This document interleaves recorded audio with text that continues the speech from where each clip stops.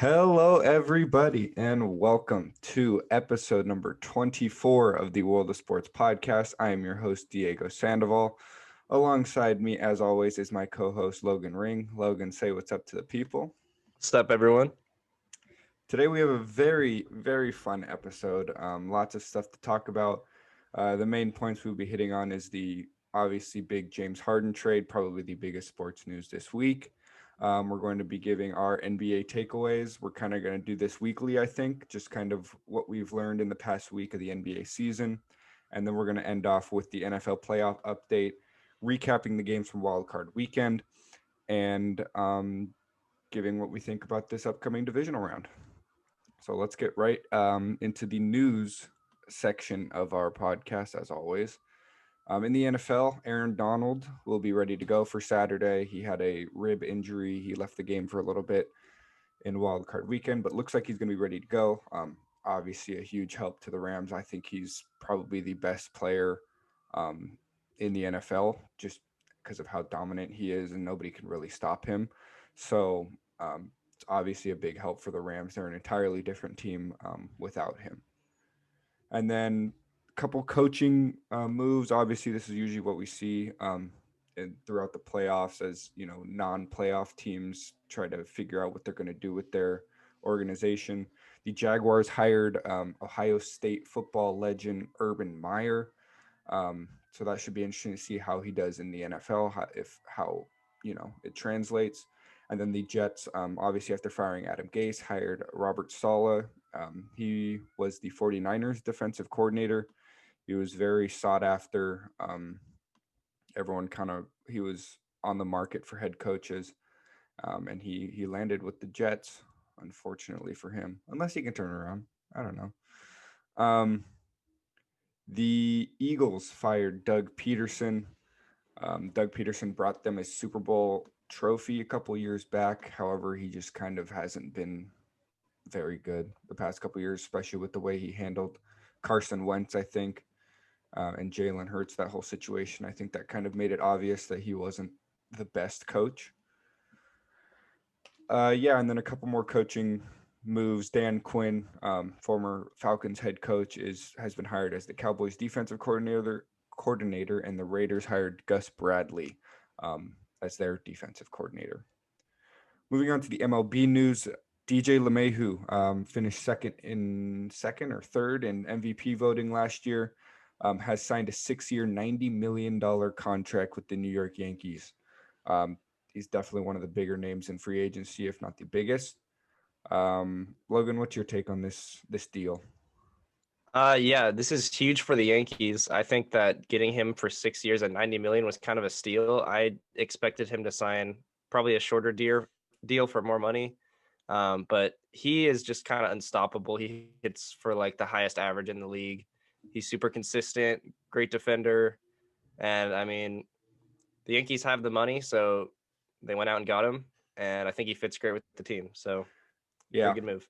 definitely one of those guys that they needed to, retain if they wanted to seriously contend next year. I mean, it's a guy that hits 350 every single season, which is ridiculous, but he does it. So DJ LeMahieu staying with the Yankees.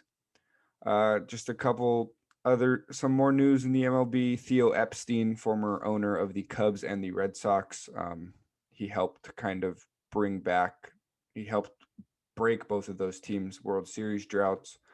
He has joined the MLB Commissioner's office, so he will be working hand in hand with Rob Manfred. Good for him. Pretty big news. The MLB, according to Manfred, is planning to start on time and will have socially distant fans this year.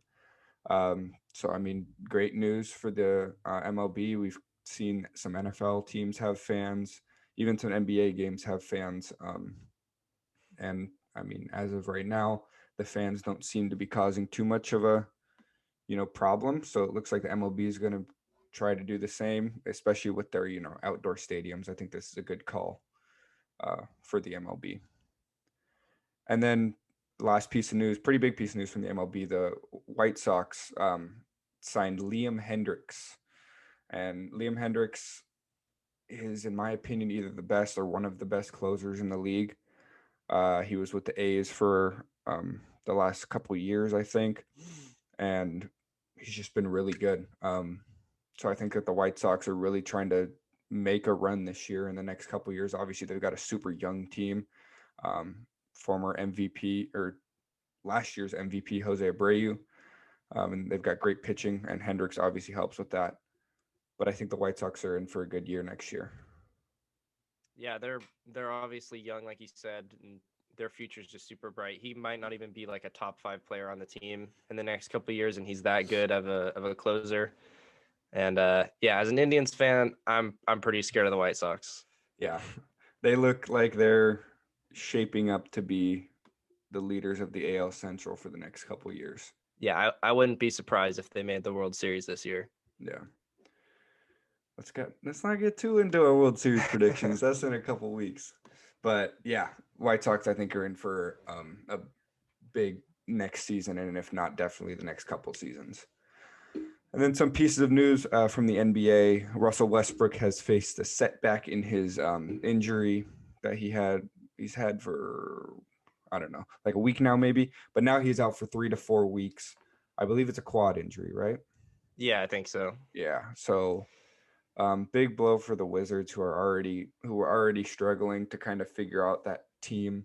Obviously, Bradley Beal is scoring 34 points a game, but they just weren't able to play defense really. I think that's and even losing Westbrook, I think the Wizards are going to have a tough couple weeks here.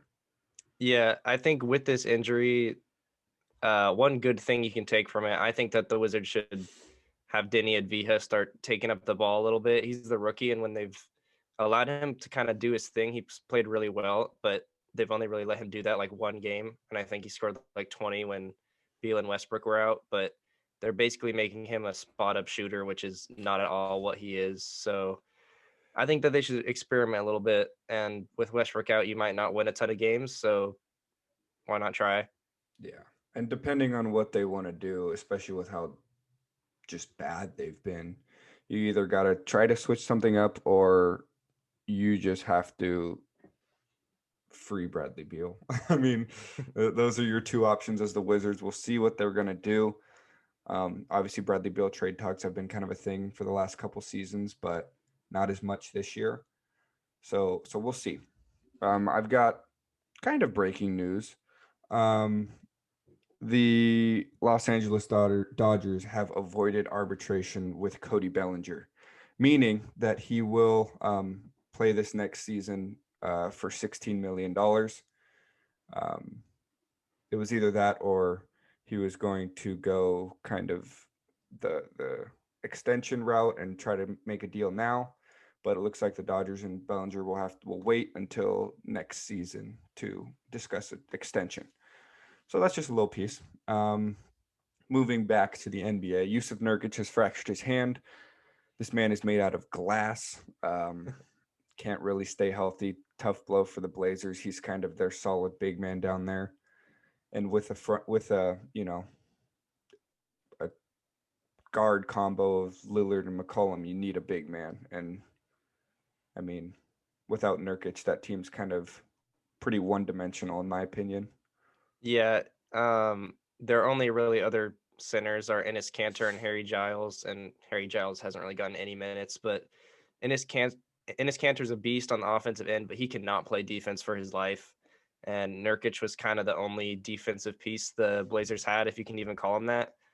He's probably an average defender, but I mean, for such a bad defensive team, this is a huge blow. Yeah, for sure. A couple good injury news. People coming back from injury. Obi Toppin, Logan's pick for Rookie of the Year, will come back and hopefully, do something for him. And then Kristaps Porzingis is back from injury, so that's obviously going to give a big boost to the Mavericks and help Luka a lot.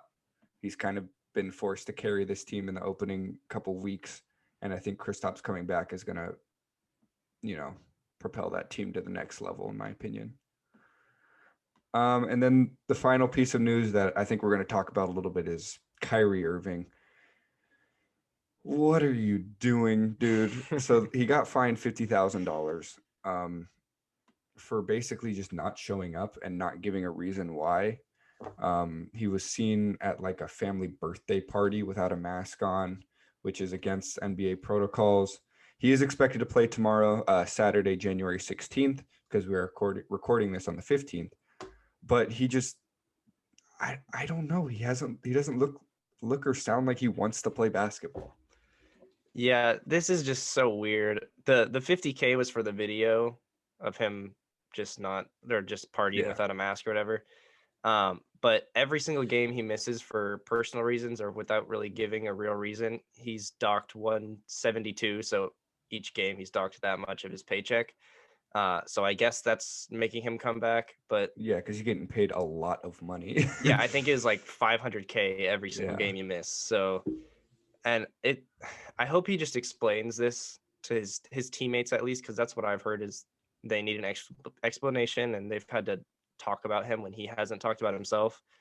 So this is a real locker room problem that could happen, and Kyrie has been one of the weirdest NBA players over the past years. So yeah, I mean, he's balling on the court, but off the court, he is causing some problems. Yeah, and especially with this kind of new look team that they have, we're going to talk about obviously the James Harden trade. You don't want a guy that just goes out and does whatever he wants while he's trying to, get acclimated with a new team and build that chemistry. It's just not a good thing. And it's not like he's like mad with the team or anything. It's just like he doesn't want to play basketball sometimes, which is I feel like something that besides from like Dennis Rodman, but Dennis Rodman would always like end up being fine. But Kyrie just like doesn't give reasons for things and doesn't want to do it. I don't know. He's a confusing guy. He also thinks the earth is flat. So you can take what you will from Kyrie. And that kind of segues into our first segment of the podcast, obviously outside of the news. And that is probably the biggest sports news of the week. And that is the James Harden trade. It's kind of been a long time coming. We've been talking about it on the podcast for feels like a couple months now, where James Harden wants out of Houston. He wanted out of Houston for whatever reason. Yeah, he didn't like how certain situations were being handled, and then also I think the Rockets were just kind of tired of James Harden and the stuff that he put them through. And if you didn't see the trade, I'm just going to go through what happened. It's a 4-team trade: Nets, Rockets, Cavs, Pacers. The Nets obviously got James Harden. The Rockets got Victor Oladipo from the Pacers, Dante Exum from the Cavs, Rodion's. Do you know how to say that guy's name? No Rodion? idea. All right, Rodion's Kurix. Let's go with that. From the Nets. 4 first-round picks from the Nets. 1 first-round pick from the Cavs via the Bucks. 4 picks and 4 pick swaps with the Nets. The Cavs got Jared Allen from the Nets and Taurean Prince from the Nets. And then the Pacers got Karis LeVert from the Nets, as well as a second-round pick from the Rockets.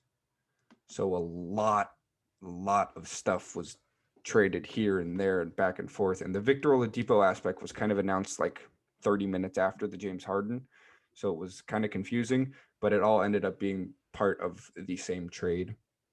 So we're just going to go through, in my opinion, and I think Logan might agree with me here that the Rockets won this trade. But we're going to talk about the Rockets later just because they are kind of the most important part of this trade along with the Nets. Probably the team that, I don't know, is the least beneficial, even though I think Karis LeVert's a great player. The Pacers were kind of just thrown into this trade. Oladipo for LeVert was basically the swap with the Rockets. And I mean, LeVert has shown that he can be a very good player when he's the number one scoring option. As we've seen, when KD and Kyrie have both been out for the Nets this season, and then even last year in the bubble when their pretty much whole team opted out. But I think LeVert is a good option if he's the number one, but we don't really know what they're going to do with, Sabonis and Brogdon. But we'll see. He should just slide into that shooting guard spot. Yeah, I saw without KD and Kyrie, Karis LeVert averaged like 30 and 10, I think. Yeah. So I mean, he's a bucket when there's nobody around him, and I think the Pacers are a great system for him to be able to play well in. Playing alongside a guy like Brogdon and Sabonis. Uh, I'm not really sure what he's going to do, but I don't see how he's going to be worse than Oladipo on the offensive end, at least. Yeah, because Oladipo wasn't doing much for that team this year. Like he was putting up his numbers, but he wasn't shooting the ball and really like taking charge of the team. Yeah, I think he was averaging like 20, which is solid, but Yeah. I think Karis LeVert can do that too, and I think he's more of a distributor, so I think he probably fits a little bit better with the team. So yeah, I mean, I think the main part of this was getting Victor Oladipo out. I don't know if you remember, but over the summer he requested a trade, and Yeah, then he's been kind of I don't know, his relationship with the Pacers was starting to yeah, go down I think he's handled it well because he wasn't, you know, because he's like not James Harden. exactly. Um, but yeah, I think he won it out even if he wasn't really talking to the media about it. So I think this was kind of just a swap to see what happens. Yeah. And then the Cavs were kind of the third team with this trade. Obviously, the Rockets and Nets being the big one. I know you want to talk about the Cavs. I'll give my take. I think Jared Allen is a great pickup for them. They basically only gave up what Dante Exum and a first round pick that wasn't necessarily theirs. Torian Prince is Yeah. whatever. I don't know how but I think Jared Allen's a great like center for the future, especially when obviously I know you don't like to hear this, but Kevin Love is aging and he's going to retire soon. And then Drummond, I'm not sure how much longer he'll be with the team. But Jared Allen, I think, is a great pickup for the Cavs. Yeah. I mean, I think that they gave up a first round pick via the Bucks and then also a second round pick in like 2022, but that doesn't really matter. Yeah. Um, but I think this is just Jarrett Allen is the center of the future for this team. He's a restricted free agent next year.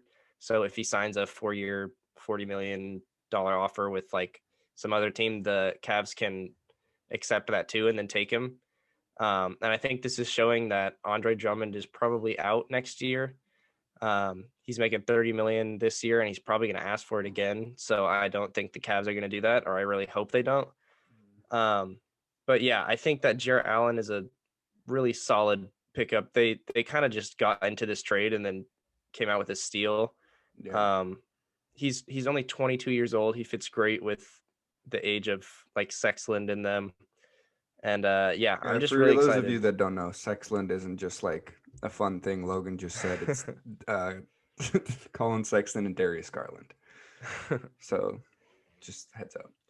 Yeah. But yeah, um, yeah, I like Jared Allen, and yeah, I think it's pretty obvious that Andre Drummond most likely is playing his last season as a Cav just because of I don't know Jared Allen and Andre Drummond. I feel like wouldn't be able to share the floor very well. Um, so we're gonna talk about the Rockets next. We both believe that the Rockets won this trade, but there's a lot more to talk about with the Nets. And basically, what the Rockets did with this trade is set themselves up very nicely for the future. Um, they just signed a guy like Christian Wood, who I think was going to be their big man for the future. And then getting 4 first round picks or 5 first round picks, and then 4 pick swaps. That's like OKC Thunder pick level. Like the Rockets are kind of showing that although they have some talent this year, like no doubt about that, they're not going to make a run in the playoffs. I don't think, and I think that they're kind of showing where they're at as an organization. And I think this was a great move for especially getting rid of a disgruntled superstar. I think that's one of the worst teams an organization can have.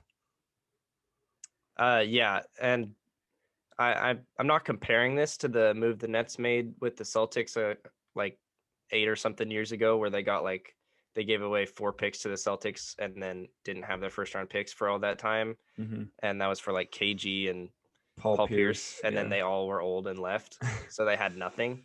Um, but it could in a couple years be horrible for the Nets if they don't have any players left. They don't have the first round pick until like 2028, I think. Yeah. Um, and the Rockets can capitalize on that for sure. I think for James Harden not helping the team at all, this was a huge amount of stuff that they could get back in return. I did not expect this much. Yeah. And while Victor Oladipo is not like an insane superstar or anything that they got back, this is great for their future. So Yeah. I think that they did great with this. It was pretty obvious that James Harden was having a negative effect on the team. Like guys would literally come out, like John Wall came out and said it, DeMarcus Cousins came out and said it, and it was basically like, what are you doing? Like that doesn't help the team. So I mean, they got rid of someone who was negatively impacting the team and got back a lot of good stuff for the future. So I don't see a situation where the Rockets aren't coming out on top. And now that brings us to the Nets. And then the one thing they got was James Harden. I think they got a second round pick. I think what you said from the Cavs. But James Harden, so that gives them probably one of the best big threes of all time. If we're being honest, Kyrie Irving, James Harden, Kevin Durant. Now, as good as that is on paper, I don't see it working. Like they might that talent alone might get them pretty far in the playoffs, but I just don't see them beating a team with more depth than that. And one thing we've talked about is the fact that Kyrie, Harden, and KD are all kind of players that need the ball in their hands in order to succeed, and most offenses that they've played in run through them. And when you have three guys who are kind of ISO style players that need the ball in their hands, I don't think that would work very well. Yeah, the Nets bench is just not very good anymore. They lost Spencer Dinwiddie, my pick for sixth man of the year, who never came off the bench in a single game this season. So that's a little rough. He's hurt for the season. They just traded away Jared Allen, who's their rim protector, and Karis LeVert. So yes, they got James Harden in return, who is absolutely better than those guys combined. But I his skill set, I just don't think that's what they really needed with Kyrie and KD. KD can play off ball, but Kyrie has not really been able to do that. When he played with LeBron, it was kind of just like my turn, your turn, Yeah. and LeBron could get him involved. But I mean, Kyrie's not really a playmaker. James Harden is, but he's also like the biggest ISO player in the entire league in NBA history. And he's not a good defender, definitely not a good team defender. So that's definitely going to be their problem. I think some nights this Nets team can look like the best team like ever if all three of them are hitting their shots and scoring 30 plus. It's going to be really scary, but I just don't know how consistent this team can be. Yeah. Um, it's crazy. A couple of years ago, or maybe even last year, we were talking about how the Nets are probably one of the deepest teams in the NBA, just because you had a guy like Karis LeVert, Dinwiddie. They were all kind of off the bench guys almost and role players, where on other teams they'd be pretty solid starters. And now they've kind of shifted, and now are going for this big three. And I don't know that, like you said, they're going to look really good some nights, but I think once playoff time kind of rolls around, um, a team like the Lakers, even like the Celtics, I feel like they're deep enough that they can expose that. And I don't know what Steve Nash is going to do in terms of rotation. Is he going to keep one of them on the floor at all times? We'll see. Um, but yeah, I just think a team that has depth would be able to expose this Nets team. So yeah, that's what we got on the James Harden trade. Bottom line is the Rockets won this trade. The Nets are obviously looking to a contend now, but I think the Rockets won it in the long haul, definitely. So yeah, that's what we got on that trade. And then kind of staying in the NBA. Like I said, we were going to do our takeaways from this past week, sorry. Um, and just what we've kind of learned and yeah, taken away. Um, I kind of threw this in there. Lamella Ball, and I mean, we both agree that Lamella Ball has looked really good. He was my pick for rookie of the year. There was a lot of kind of, skepticism about his shooting ability. And I mean, he shot all right, but I think the other kind of facets of his game have definitely picked that up and shown that he's, a very talented player, especially for a rookie. His averages, he's averaging 11.7 points per game, 7 rebounds, and 5.9 assists in 25 minutes a game. And I think the big thing here is that man needs to be starting. And I think we both agree with that. Yeah, I think either Terry Rozier and Devontae Graham is going to get traded sometime in this season, and then Lamella will have that spot. But he has looked great. I think that, well, for me, I didn't think he was going to be shooting very well this season, and his percentages aren't great, but they're definitely not bad. And just he does everything on the floor. He's an okay defender. He's really, he can get steals and blocks, and then his rebounding and assisting numbers are fantastic for a guard. He's super tall, and he's actually scored pretty well. I think he's like the second highest scoring rookie behind Anthony Edwards, Yeah. and that's not really what he was known for coming in. And yeah, like Diego said, he's only playing 25 minutes. So give him 10 more minutes a game. Those numbers are going to go up, and he's going to get more comfortable in the league. And I definitely think he's going to win Rookie of the Year now. Yeah. And especially he's got that kind of he's got that kind of hype around him and that appeal. He's fun to watch. People, he's flashy. He's one of those guys like that alone could win a guy an award, especially with Rookie of the Year, where kind of there's not that many people in the running. But I mean, and then the numbers speak for themselves. I think he's off to a very good start in the NBA. You want to take away this next one? Yeah, sure. We just both still think that the Lakers are the best team in the league. Their record is 10-3 on the road. They're undefeated at 7-0. I thought that they were going to coast a little bit more this season, and I think LeBron and AD are kind of taking a step back, even though they're putting up great numbers. Definitely AD is not scoring as much, but that's okay. Their defense is number 1 in the league. The Cavs are number 2, by the way. Just throwing that in there. And they just look dominant. They've lost to, like the Clippers, who are insanely good too. But I just think nobody can beat them in a 7-game series without something weird going on.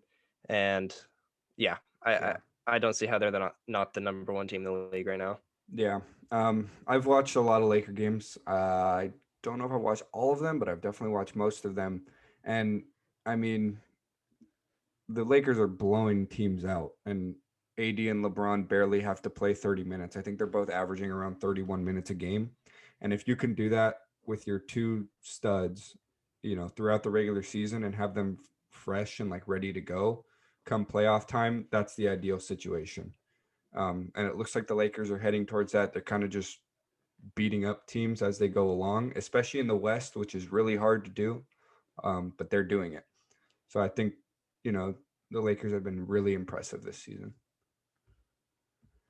And our next little takeaway, at least for sure, in my opinion, I think Zach LaVine is an all-star this year. He's definitely playing at an all-star caliber level. Averaging 27.7 points per game, 5.1 rebounds, and 4.6 assists. And he's kind of leading that young Bulls team. LaVine has always been a kind of a guy that you look at and you're like, that guy could blow up just because of his, athleticism and just ability to play in ISO and other types of situations. And he's really showing it this year. But yeah, I mean, the numbers really do speak for themselves. 27 points per game. I think that's I'm pretty sure it's top 5 in the NBA. Just great numbers from Zach LaVine, and I think he's setting himself up for a really good all-star caliber season. Yeah, I think that the only way that he couldn't be an all-star is if people look at record. And that kind of happened with Bradley Beal, who averaged 30 last season and didn't make an all-star team. But he's played amazing, and the Bulls look a lot better than I thought that they would. I don't think that they're going to make the playoff team, but I thought, or a playoff, they're not going to make the playoffs. But I think that Zach LaVine has shown that he's getting better every year. I don't know if he fits great with this Bulls team, but he's been able to play against some of the best teams in the league and put up, I think he put up 39 against the Clippers and lost by less than 5. They were in it with the Lakers too. So they've played some tough competition, and he's still putting up these numbers. It's really impressive. And I think people sometimes just think of him as a dunker because of how good he is on 1-2 dunk contests. But he's a great shooter. He's super athletic. And yeah, I hope he makes an all-star team. Yes, sir. So moving on, just some more NBA news. The COVID guidelines are really annoying, but they're necessary for the teams to be healthy.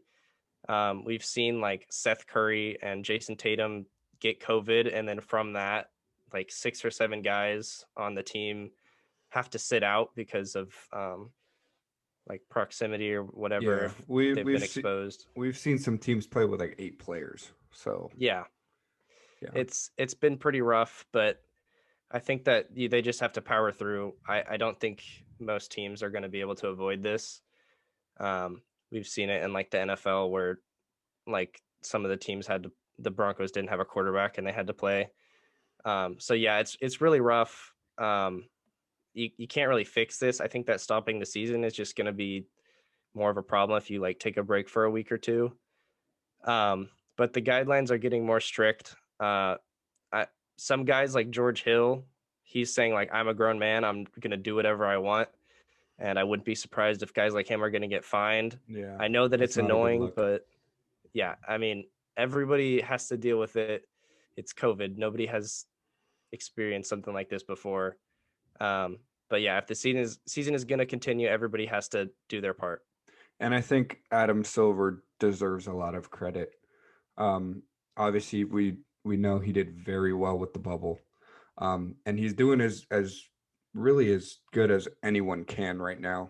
It's obviously going to be hard to carry out a professional sports season in a pandemic, um, but I think he's doing as much as he can to kind of regulate the players. And bottom line is, it comes down to the players. And if you have guys like Kyrie and George Hill who just don't care, then it's gonna negatively affect not only your team but the whole NBA. Um, and I think once kind of every player buys in, and not to say as of right now, I'd assume pretty much 95% of players are bought in. Um, it's gonna go fine because it's there's strict guidelines, but just follow them and play basketball.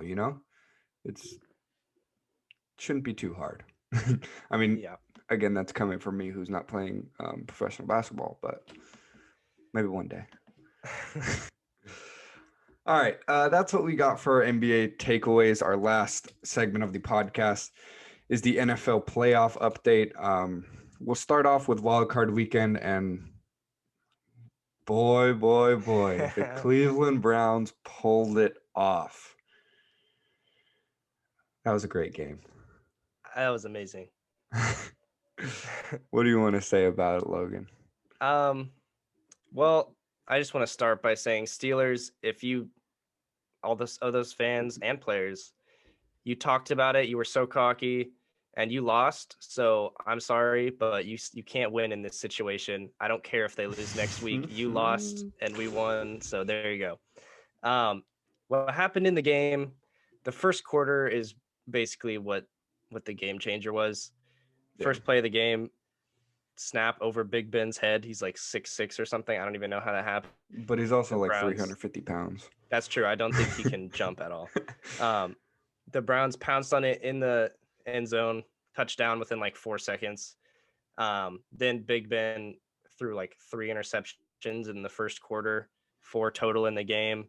The Browns defense was so good. I think that the Steelers also kind of lost this game themselves too. Oh yeah. But the Browns were able to capitalize on it, 28-0 in the first quarter. From then on, I mean, Ben Roethlisberger did play well. He threw, I think, like 500 yards or something on like 60 throws. But he also had 4 interceptions. The Browns were kind of just trying to waste clock the entire rest of the game. So it was super stressful to watch because they were just getting closer and closer. But Baker Mayfield stepped up. He threw 263 yards, 3 touchdowns, and this is a running team. So that's what we need from a quarterback. Had 2 touchdowns, huge plays. Shout out to Jarvis Landry. He played really well. I'm just super excited because the Browns have lost like the past like 20 years to the Steelers like every time. Steelers fans, I'm sorry, but you're so annoying.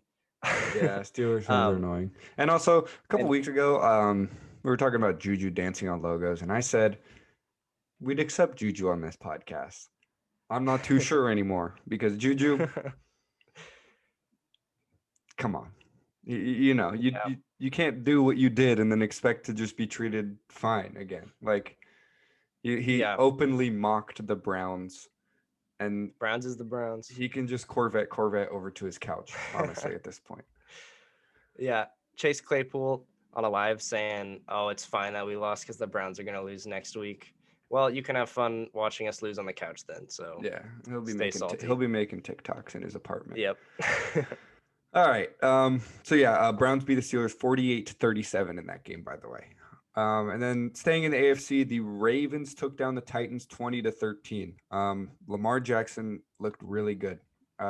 He's kind of one of those guys who maybe not won't put up quote unquote numbers that quarterbacks necessarily put up. He had 176 passing yards and 136 rushing yards, with one touchdown of both, and that's a great game.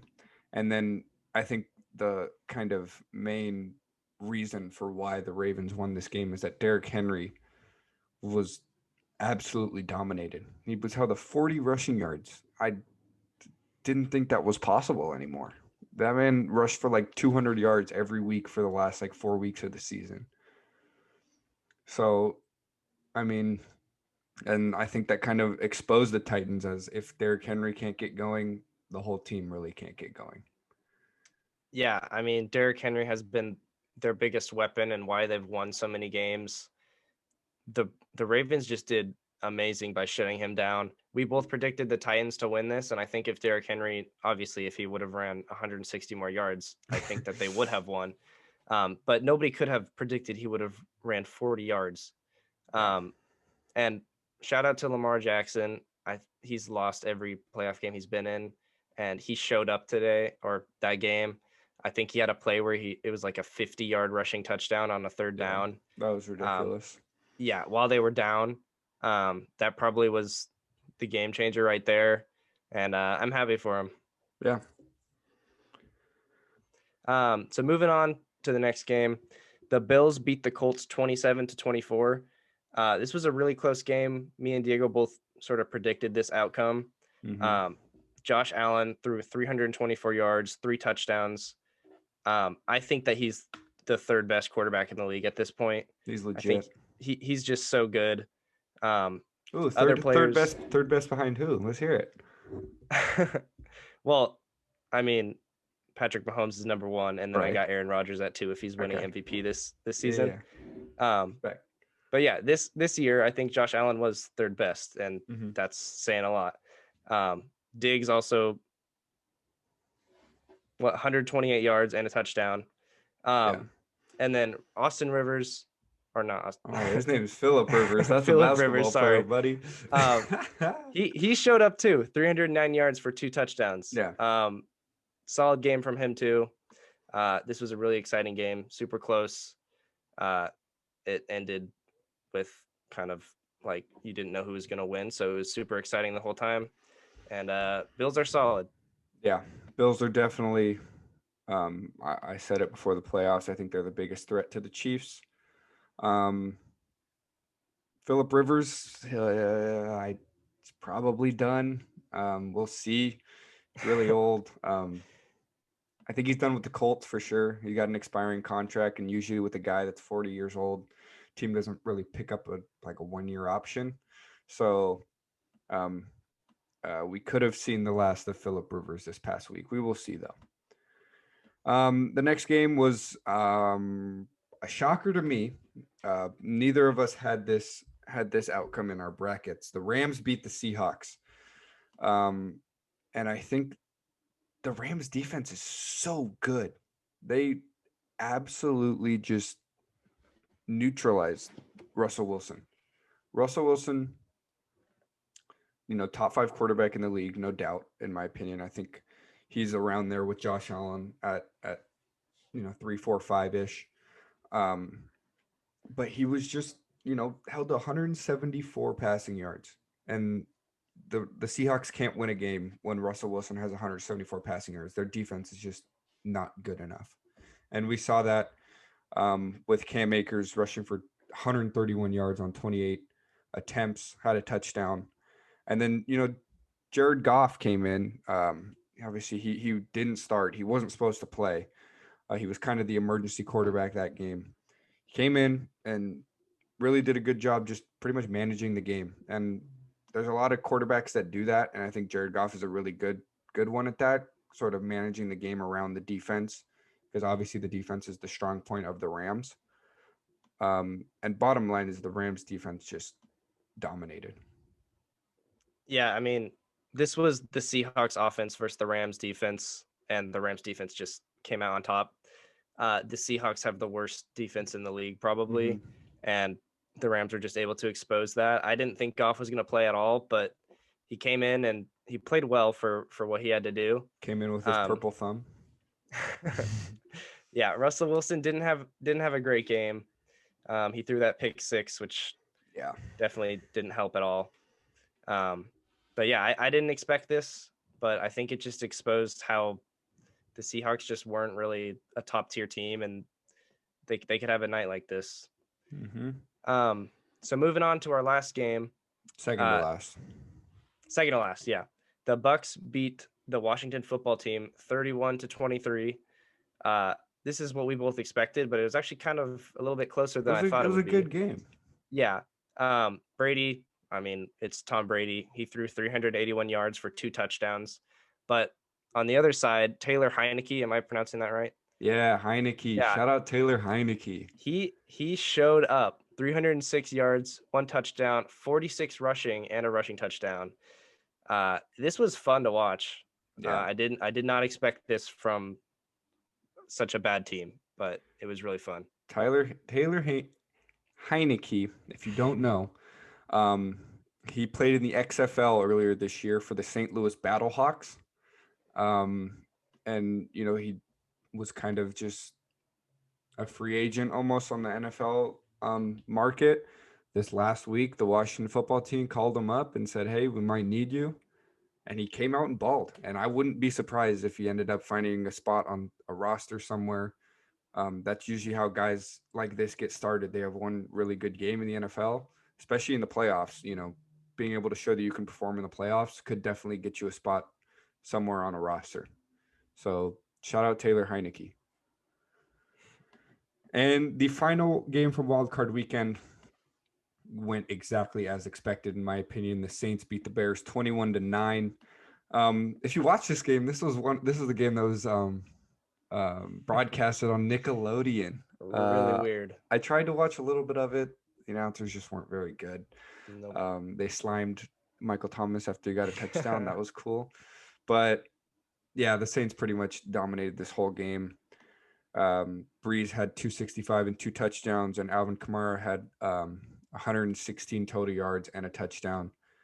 Like I said, I think the Saints team is probably the most well-rounded team. They showed that they can, do well on offense against a really good Bears defense, and then they pretty much just shut down a Bears offense that's been pretty hot lately. But yeah, this game went as expected.